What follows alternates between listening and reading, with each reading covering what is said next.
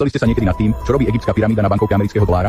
Alebo prečo 56 krajín podpísalo zmluvu o tom, že nevstúpia na Antarktídu? A prečo na ňom nikdy nelietajú lietadlá? Ako mohla NASA stratiť zábery z pristátia na mesiaci, jedného z najvýznamnejších momentov ľudstva, ak bol Neil Armstrong prvý na mesiaci, kto držal kameru? Prečo sme sa nevrátili na mesiac?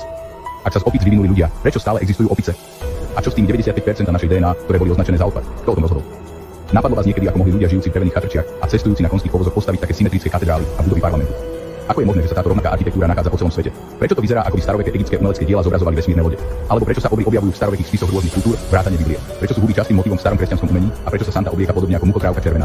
Prečo staroveké umelecké diela zobrazujú borovice a je náhoda, že epifíza pripomína borovicovú šíšu? Prečo sú draci zobrazovaní v kultúrach po celom svete, oddelených tisíckami rokov a zároveň sa spomínajú aj v Biblii? Všimli ste si niekedy tú očividne démonickú symboliku v hudobnom a zábavnom priemysle a zamysleli ste sa nad tým, prečo sa väčšina videohier točí okolo zabíjania? Tak si zaspievame. Takže sme si aj zaspievali na záver a potom sa zamyslíte nad tým, čo pán vysvetľoval vo videu. Takže